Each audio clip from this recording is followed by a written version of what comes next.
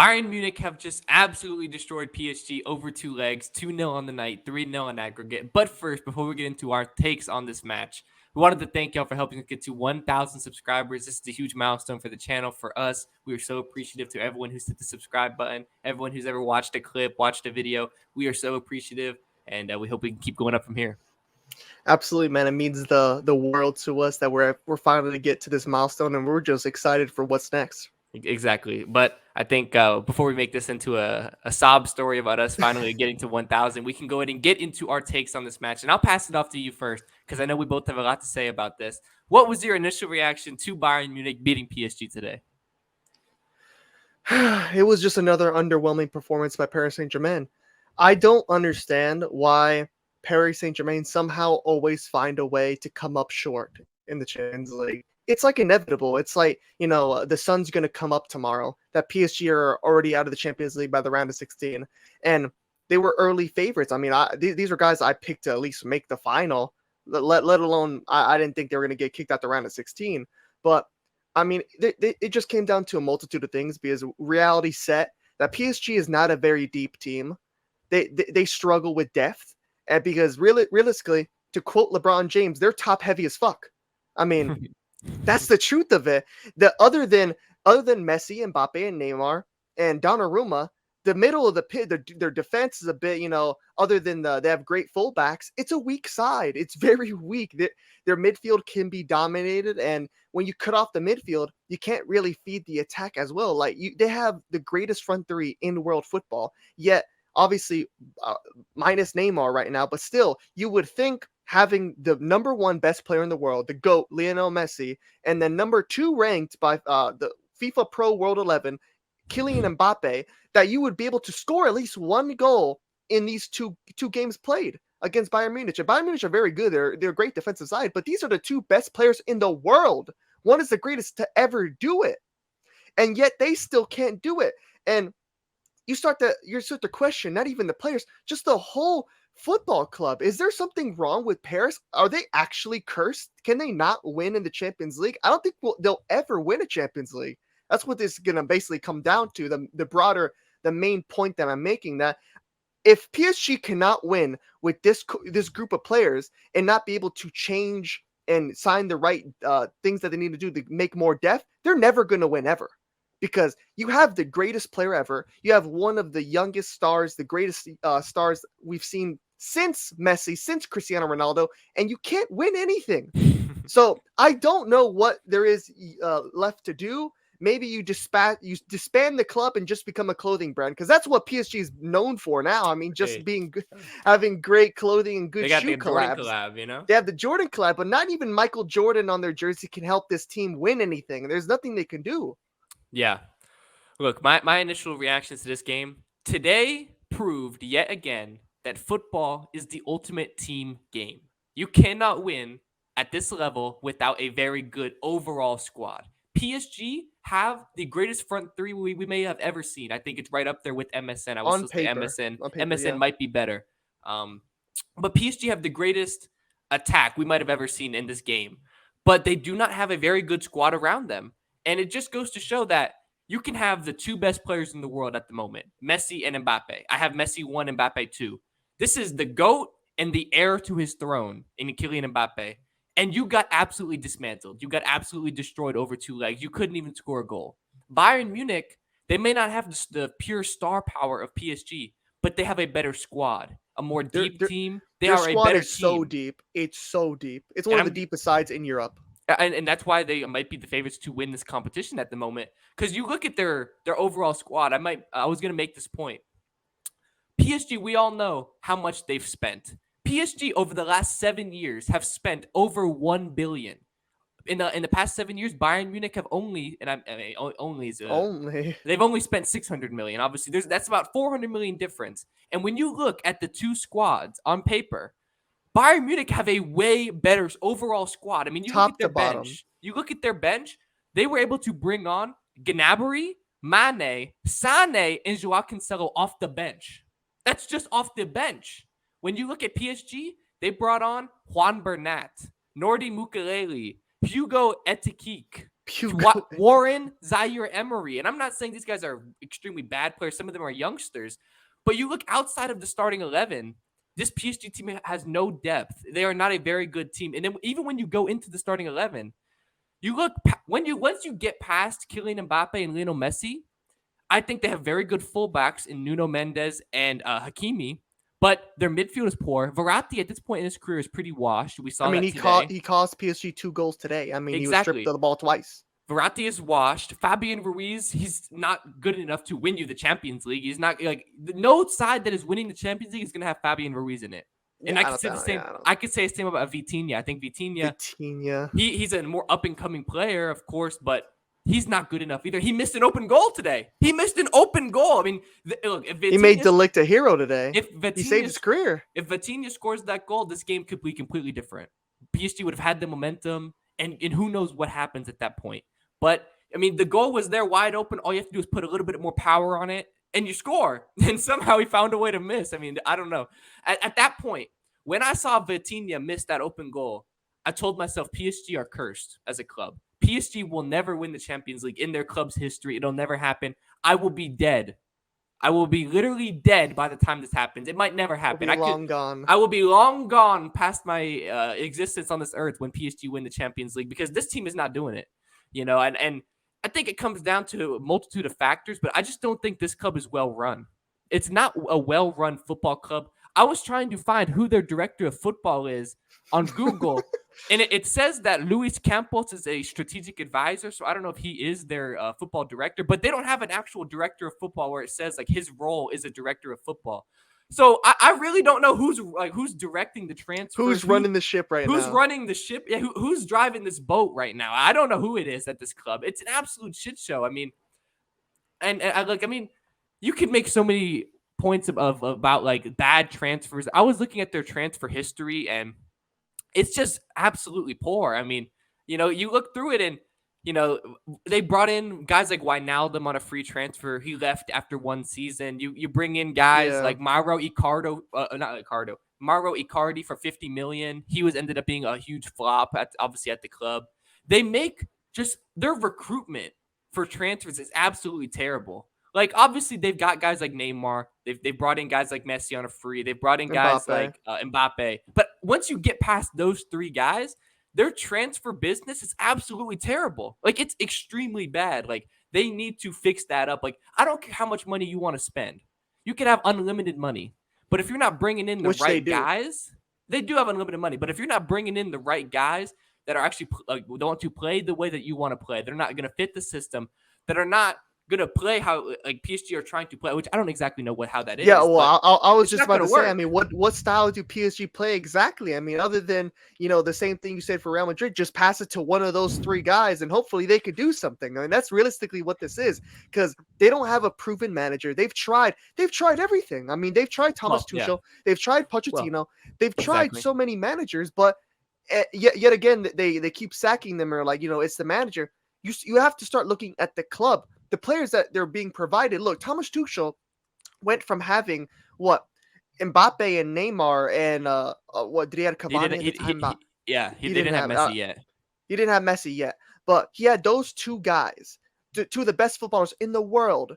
Couldn't do it. Came up short. Went to Chelsea with nobody on that Chelsea squad comes close to Mbappe or Neymar, and he turns them around and they win a Champions League because that's what Thomas Tuchel can bring to you. But for some reason, he was inept. He could not do it at Paris. But there's just a problem within the football club itself. It just has a losing culture.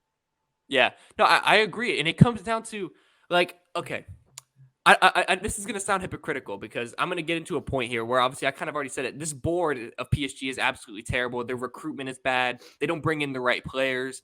And they've blamed the manager in cases where I don't think the manager should be blamed. You know what I mean? I don't think Thomas Tuchel should have been sacked. I think in the same way that I say Chelsea might have made a huge mistake sacking Thomas Tuchel. Obviously, that tide may be beginning to turn with Graham Potter after their win yesterday, but that's not the point I'm trying to make. PSG's biggest mistake might have been sacking a guy like Thomas Tuchel because this guy, we know what he can do as a manager. This is about when I look down the list of PSG's managers recently, Thomas Tuchel was the best one, like by far and away. That was the guy where There's a reason he was the guy who took them to a Champions League final. He was the guy that was so close to breaking the curse, and not even he could do it. But if they gave him more time, built the system around what he wanted to do, brought in the proper players, I believe he may have been able to do it. And that's why there's rumors that he may come back to the club. I think that would be a amazing appointment. It would be genius from PSG to bring him back because this guy, we know what he can do, and that's what they should But do. it might be too little, too late It because might I be. mean, there's questions of Messi's future, Mbappe's future, Neymar's future. Exactly, I yeah. mean, And I wanted to get PSG's into owner that. is shopping around Neymar already to see what they can get for him. What's his going price, and I mean, you bring Thomas Tuchel back to a team that doesn't have its front three at all. I mean, that's probably one of the worst sides in football history, right there. I mean, PSG without their front three. I mean, you threw in whatever they have now. I mean, it's pretty bad. I mean, that team's not even probably getting relegated from the Ligue 1. Yeah. Well, okay, before we get into what PSG should do, their rebuild potentially and things like that, I just wanted to make this point about their manager, Christoph Galtier. And I'm not saying this guy's a bad manager. He won the League One title with Lille. He's obviously a good manager, but I think he's out of his depth at PSG. I look at him and with the squad. There's been times where players have been unhappy because his tactics were basically pass the ball to Messi and hope that something happens. That's what the players have said. I saw reports that said his tactics were give the ball to Messi and hope something happens. I can't even make this up. I mean, this guy is. I don't think he didn't really do anything to warrant having this job. I think at a club like PSG, where they're going to spend all of this money, you're going to have some of the best players in the world. You need to have a proven manager, someone who's won major European titles, someone who has pedigree. And outside of winning Ligue 1 with Lille, this guy won nothing. He won a French League Cup with Saint Etienne in 2012, and then he won a Ligue 1 title with Lille in 2020, and then he got the PSG job. That's not equating for me. That's not enough. You need to have pedigree. You need to have won. I would say not maybe you don't have to win a Champions League, but you have to be a manager that has won a lot of trophies, that has proven pedigree. This guy had no proven pedigree. I don't think this appointment didn't make any sense. So I know I just said that maybe they should haven't always like blamed the manager in cases where they blame the manager in cases when they shouldn't have. But in this case, I think that they need to get into a rebuild and they need to sack the manager because I think this guy is out of his depth at PSG. I would agree. I mean, they need a guy who's a proven winner, a guy that players can look to and say he's been there, he's been to the dance, he knows what he's talking about. And I don't think the players see that and what they're. I mean, they just see a guy that sees Lionel Messi on the team sheet and says, you know what, we'll just pass it to that guy. Like you think this I don't know, this is no facts behind this or whatever, but I just imagine that like when they're going through a tactical session or whatever, like they're doing their team talk, like Mbappe and Messi and Neymar look at Christoph Galtier and they kind of laugh like, bro, I'm not listening to this guy. I don't respect this guy. Like this guy, I don't think he warrants the respect of Europe's elite players. When like you look at a guy like Pep Guardiola, he warrants the respect of his players. You know, you respect what Pep Guardiola has done. And you look at Thomas Tuchel, players respect him. I don't think these guys respect Galtier. This is my opinion. You know, I wouldn't listen to him if I was Messi. I mean, I'm Messi. I mean, it's not a crazy thing to say, but I don't necessarily think they do that exactly. But I mean, it does warrant that, you know, even for the younger players that are coming up and that it doesn't even have to be those front three. I mean, to these younger players, they're not going to really get along to what he's saying because it's like they look at what you've done. I mean, I think PSG could really use maybe a guy like Jose Mourinho. Like a guy where players have to respect because of what he's done. But that's more a bigger thing. I don't want to take away anything from what Bayern Munich did. I think Bayern Munich proved that they're arguably the favorites to win it all because of just how deep this team is. I mean, it's scary deep because they were able to do this realistically without Sadio Mane. I mean, Sadio Mane came on at the 80th minute, played like 10, 15 minutes. And he scored an offside goal. Yeah, and he basically Bayern did this all without a fully healthy Sadio Mane. That's pretty scary because Sadio Mane is one of the best players in world football. And if he's firing on cylinders with this Bayern Munich team, it's going to be very difficult to break them down and beat them because of just how deep they are. I mean, you saw the subs they made today. I mean, Jesus Christ. I mean, they brought on 2 subs and they combined for a goal. I mean, Cancelo assists Gnabry and he scores. I mean, that's the perfect substitutions. Yeah. I think they have a top manager. Julian Nagelsmann is one of the best managers in the world. I've said that for a while. Bayern made it was a top appointment to get him. But also, I mean, you look at the squad, and like I 100% agree with what you said. This is one of the deepest squads, if not the deepest squad in this whole competition at this point. I don't think any team wants to play against this Bayern team at the moment because they can like tactically they can play so many different formations. They can adjust the squad. They have players who can play multiple positions, and then if they're down a goal, you look at their bench: Leroy Sané, Serge Gnabry, Sadio Mane in this case, but in the future it might be Choupo-Moting coming off of the bench. They have guys who can impact the game off the bench, and obviously in this tie, PSG didn't. That's what was the difference, I think, because once I mean you look at that PSG bench. I mean, they pretty much had nobody to bring on. Realistically, they had pretty much nobody, and Bayern was the exact opposite. So they are one of the deepest teams, and I think before we get into the PSG front three future, and all of that. I wanted to ask you: do you think that Bayern at the moment are the favorites to win this competition? I think it's between them and Napoli. I think I'd have them just an edge over Napoli just because of Bayern's pedigree in this competition. I think Napoli has they're obviously they're very unexperienced when it comes to playing in a final or getting there. Bayern know how to do this. They've done this many times. Very recently, they've done it. So I mean, I would back them heavily, and I believe they are the favorites as of right now. Yeah, I mean, I think it's one of those things. I think I said this before. I would consider my favorites as well to be Bayern Munich, Napoli, and then Real Madrid, just because I don't think this Real Madrid team is necessarily as good as it's been in years past, even maybe last No, year's team. But I do think that pedigree in this competition does go a long way, and obviously this Real Madrid team plays different in the Champions League. We know that, but I would consider Bayern Munich to be my number one favorite at the moment, even above a Napoli who have been playing amazing football this season because of the fact the squad is extremely deep. They can play multiple different ways. They can beat you in many different ways. And I mean, you look at the squad. I don't think there's a weakness in this squad. I really don't think there's a weakness in the squad, especially when realistically, they no. get Sadio Mane back. I don't think there's a single weakness where you say that's where you exploit this team. That's the area we attack. You can't. I mean, their center backs are class. I mean, Alphonso Davies, one of the best fullbacks in the world. They have Joao Cancelo. They have the luxury of having a Joao Cancelo come off the bench right now. Their midfield is great with Goretzka and Kimmich, and then Coleman has been playing rejuvenized. He's been playing great football. Musiala, I told you this before the World Cup how good Before this the kid World Cup, was. Exactly. he This he kid, played well today.